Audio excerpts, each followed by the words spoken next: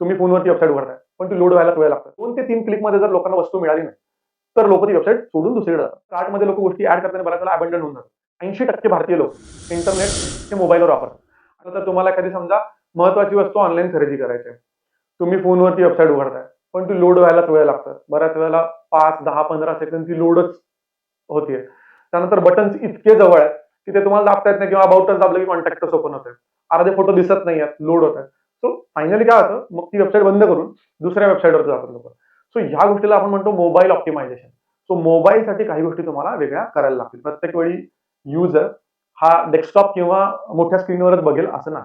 So पहिली गोष्ट म्हणजे रिस्पॉन्सिव्ह डिझाइन. म्हणजे तुमची डिझाइन आजकाल मोबाईलमध्ये, टॅबमध्ये, लॅपटॉपमध्ये वेगळ्या प्रकारे दिसू शकते. त्यासाठी काही बेसिक गोष्टी कराव्या लागतात.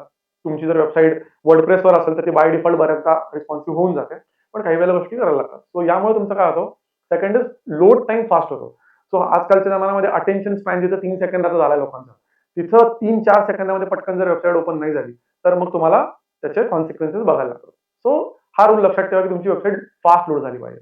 तिसरं सिम्प्लिफाईड नेव्हिगेशन. जनरली असं म्हणतात की 2 ते 3 क्लिकमध्ये जर लोकांना वस्तू मिळाली नाही, तर लोकं ती वेबसाईट सोडून दुसरीकडे जातात. सो 2 ते 3 क्लिकमध्ये सो तुमची वेबसाईट बँकेची आहे. त्यामध्ये काहीतरी प्रीमियम क्रेडिट कार्ड आहे. तर ते फार शोधायला लागू नये, की एकात आत गेलो आपण मेनूमध्ये, त्यातनं दुसरा मेनू, तिसरा मेनू. 7व्या मेनूला किंवा 7व्या क्लिकला त्याला ती गोष्ट मिळाली, असं नको. 3 क्लिकमध्ये ती गोष्ट व्हावी. मोबाईलमध्ये ना 3 आडव्या तुम्हाला लाईन्स दिसतील उजव्या कोपऱ्यात वरती. याला हॅमबर्गर मेनू म्हणतात. सो अशा काही गोष्टी तुम्ही यूज करू शकता लोकांना इझी हे करण्यासाठी. आजकाल एआयच्या जमान्यामध्ये व्हॉईस सर्च चालू झालाय. तुमची वेबसाईट फार मोठी असेल, फार ऑप्शन्स असतील, तर व्हॉईस सर्च पण एक तुम्हाला ऑप्शन देऊ शकता. पेमेंट गेटवे पटकन सापडणं, चेकआउट फार कॉम्प्लिकेटेड नसणं. यामुळे काय होतं, कार्टमध्ये लोकं गोष्टी ॲड करताना बऱ्याच वेळेला अबंडन होऊन जातात.